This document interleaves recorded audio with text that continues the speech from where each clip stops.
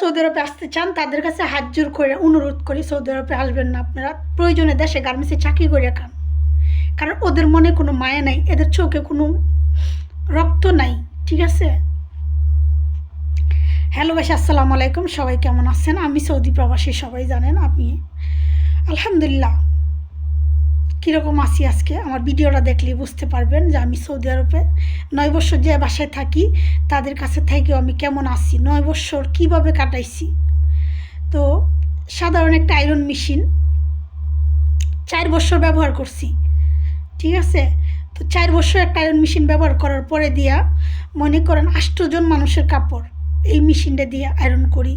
Even একটা মানুষ যদি এক সেট করে প্রতিদিন কাপড় বদলায়, 8 জন মানুষের 8 সেট কাপড় ময়লা হয়।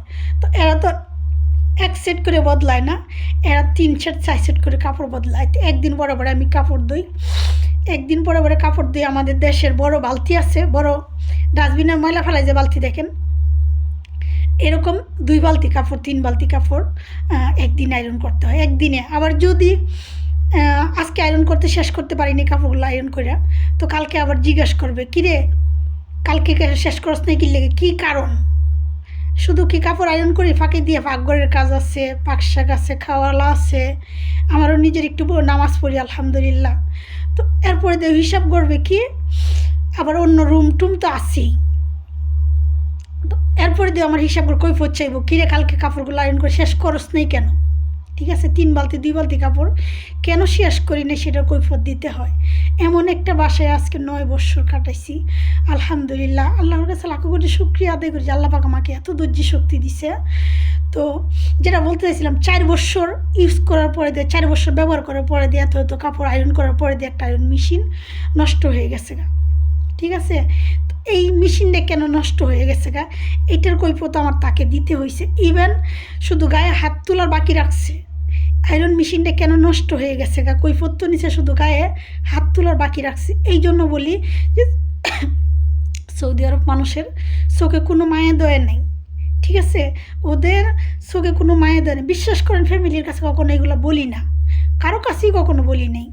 তো এখন যেহেতু ইউটিউবে আসছি, এই জন্য যে আমি সবার কাছে একটু শেয়ার করি। আর কত 9 বছর চলে 10 বছর পর আইসা পড়বো, কিন্তু কারো কাছে যদি না বলি না, এখন মনে হয় যে দম বন্ধ হয়ে আসে। ঠিক আছে? তাই আপনাদের কাছে শেয়ার করলাম যে এত খারাপ সৌদি আরবের মানুষের মন মানসিকতা, ব্যবহার, ঠিক আছে, বলার বাহিরে এত খারাপ।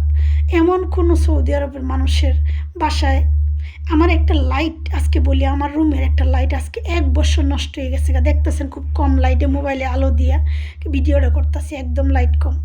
ঠিক আছে? লাইটটা পর্যন্ত আজ পর্যন্ত আমার ঠিক করে দেন, আজকে 2 বছর 1.5 বছর হয়ে গেছে। এত খারাপ, এরা এত টাকা পয়সা, অথচ এই বাড়ির মধ্যেই লাইট নষ্ট হয়ে গেছে অনেকগুলো।